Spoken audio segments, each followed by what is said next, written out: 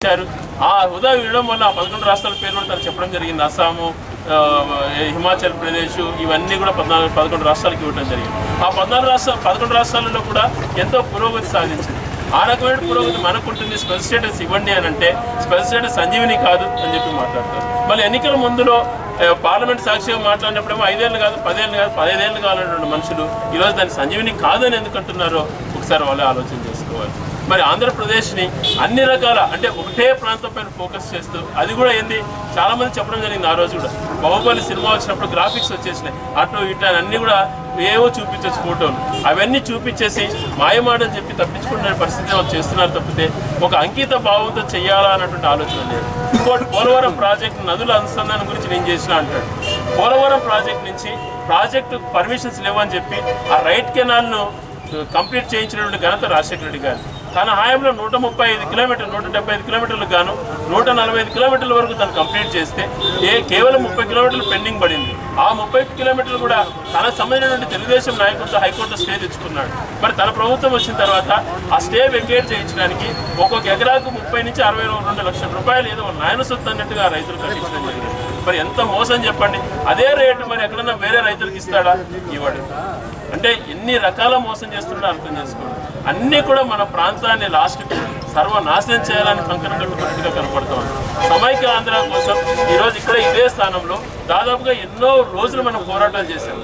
మనం నష్టపోతాము, ఏ రకంగా రాష్ట్రం విడిపోతే రాయలసీమ పరిస్థితి దారుణంగా తయారవుతుందని ఆ రోజు ఊహించుకున్నాము. ఈరోజు కళ్ళకు కట్టినట్టు అట్లే చేస్తున్నారు. ఆ రోజు ఎన్నో పోరాటాలు చేసినాము, మన మాట ప్రభుత్వం వినలేదు అని చెప్పి ప్రజలు చాలామంది నిరాశగా పోరాటానికి రావడానికి మరి వాళ్ళకి ఇంకా ఎంత నష్టపోతున్నామో తెలియటం లేదు. ఈరోజు ప్రతి ఒక్కరు చైతన్యవంతులు చేయాలి. రాయలసీమ కోసం ఇప్పుడు మనం పోరాటం చేసుకోకపోతే చాలా ఘోరంగా ఉంటుంది. ఆ రోజు మనం డిసైడ్ చేసి రాజధానిని కర్నూలు ఏర్పాటు చేసిన తర్వాత హైకోర్టు మళ్ళీ గుంటూరులో ఏర్పాటు చేస్తాము అని చెప్పారు. రెండు ప్రాంతాలకు ఉంటారని ఈరోజు రెండు అవే చెప్తున్నారు. నిన్న మీరు చూసినట్టు టీవీలలో వైఎస్ఆర్రెడ్డి గారు కానీ తర్వాత చాలా మంది అందరూ చెప్పడం జరుగుతుంది. ఏ రకంగా మనం నష్టపోతున్నాం, ఏ రకంగా ఈ ప్రాంతం అన్యాయం అయిపోతుంది అని చెప్పి 3000-4000 ఉద్యోగాలు క్యాపిటల్ ఏరియాలో వస్తాయంట. అవన్నీ కూడా అక్కడ వాళ్ళకే ఇస్తారు. జోన్ ఏరియా కూడా తీసేస్తున్నారు. మన రాయలసీమ ప్రాంతానికి ఇంత పర్సెంటేజ్ జాబులు ఇవ్వాలన్నది కూడా లేదు. అంటే ఏ రకంగా మనం బాగుపరుస్తుందని చెప్పండి. ఎన్ని రకాల మనం నష్టపోతామో మీరు ఆలోచన చేయండి. ఇది ఏ సొంత ప్రయోజనాల కోసమో చేసేటువంటి పోరాటం కాదు. చైతన్యవంతులై మాకు అతను ఈటల రాజేంద్ర గారు ఇప్పుడు ఆర్థిక మంత్రిగా ఉన్నారు తెలంగాణ టీఆర్ఎస్. ఆయన కానీ ఒక వినోద్ గారు బ్రహ్మాండమైన ఎంపీ, హనుమకొండ ఎంపీ, వాళ్ళిద్దరు కలిసినప్పుడు మేము ముగ్గురు వచ్చి మాట్లాడుకున్నప్పుడు వాళ్ళిద్దరు చెప్తున్నారు, మేము ఒక 20 సంవత్సరాల క్రితం తెలంగాణ ఉద్యమం గురించి రమ్మంటే 3-4 వచ్చేవాళ్ళు కాదు, 3-4 కూర్చొని కూడా పెద్ద మీటింగ్లుగా ఏర్పాటు చేసుకొని మేమేమే మాట్లాడేటువంటి వాళ్ళం. ప్రజల చైతన్యం ఆ రకంగా అట్లా చిన్న స్థాయి నుంచి మీ చైతన్యం తీసుకెళ్ళాం ప్రజల్లోకి అని చెప్పి అటువంటి పోరాటాలు చేయడం వల్ల ఈరోజు వాళ్ళు సాధించుకున్నారు. వాళ్ళ రాష్ట్రం వాళ్ళు ఏర్పాటు చేసుకున్నారు. మనం ఎటు కాకుండా అయిపోతున్నాం. ఇటు చూస్తే కృష్ణా వాటర్ని అటు తీసుకెళ్ళిపోతున్నారు. తెలంగాణ వాళ్ళు కుమ్మక్క అవుతున్నారు. నీళ్లు తెలంగాణ కావాల్సిన వాళ్ళు తీసుకుపోతున్నారు, కింద ప్రాంతానికి వాళ్ళు తీసుకుపోతున్నారు. మధ్యలో రాయలసీమ అన్యాయం అవుతుంది. అన్ని రకాల రాయలసీమ నాశనం అవుతుంది.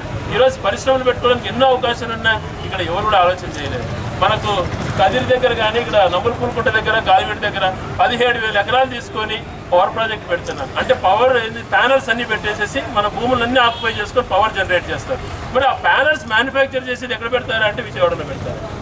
ఏమి ఇంత పెద్ద పరిశ్రమలు కట్టేటప్పుడు అవి ప్రాజెక్టుకి ఏదైతే తయారు చేస్తున్నారో ఆ ముడి సరుకుల పరిశ్రమ కూడా ఇక్కడ పెట్టొచ్చు కదా అంటే దాని గురించి ఏం సమాధానం చెప్పరు.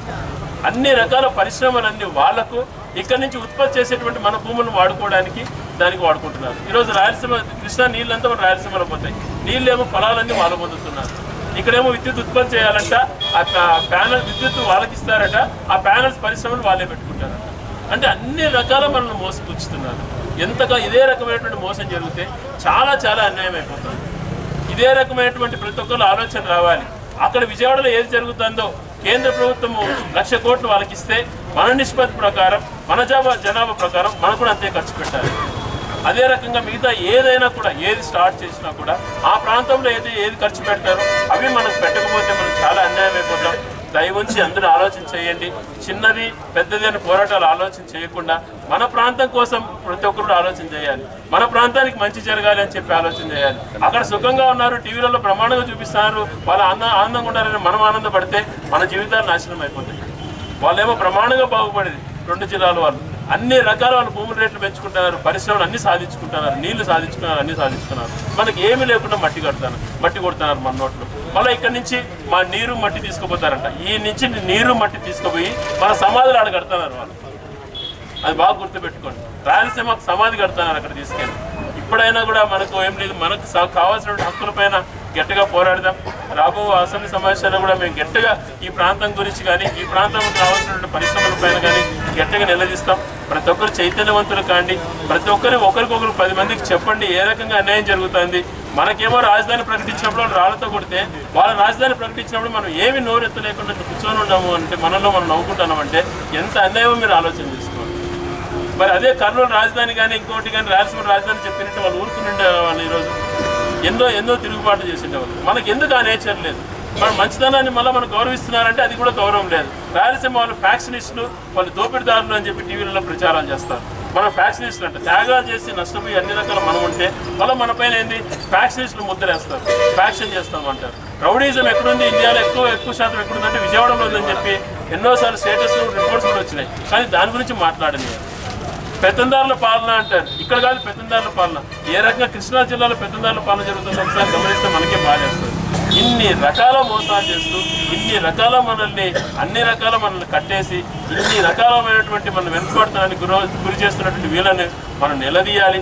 మన హక్కులు మనము సాధించుకోవాలి. ఒకసారి రాష్ట్రం విడిపోయి నష్టపోయినాం. ఈ రకంగా రాష్ట్రం విడిపోయినందుకు మనం ఒక ప్రాంతాన్ని బాగుపరుస్తున్నాం. విజయవాడలో కూడా అప్పుడు హైదరాబాద్లో ఏమైందంటే పరిశ్రమలు అన్ని అభివృద్ధి అంతా ఒకే ప్రాంతం జరగడంతో వాళ్ళు మా ప్రాంతం నుంచి బయటికి కూడా తరిమేశారు. ఈ రోజు విజయవాడ కూడా అన్ని అక్కడే డెవలప్ అవుతే మనల్ని అక్కడి నుంచి తరిమేసినట్టు పరిస్థితి కలుగుతుంది. దయవుంచి ఆలోచన చేసి అందరం కూడా ఎటువంటి చిన్నది పెద్దది అనుకోకుండా ఒకరినొకరిని తెలియజేసుకొని మనకు జరుగుతున్నటువంటి నష్టాన్ని ప్రజలకు వివరించాల్సిందిగా వైఎస్ఆర్ కాంగ్రెస్ పార్టీ నాయకులు అందరినీ కూడా మనస్ఫూర్తిగా కోరుకుంటూ, ఈరోజు పండగ అయినా కూడా జగన్మోహన్ రెడ్డి గారి ఆదేశాల ప్రకారం ఇక్కడికి వచ్చినటువంటి ప్రతి నాయకుడికి మనస్ఫూర్తిగా హృదయపూర్వకంగా ధన్యవాదాలు తెలియజేసుకుంటూ సెలవు చేస్తాం.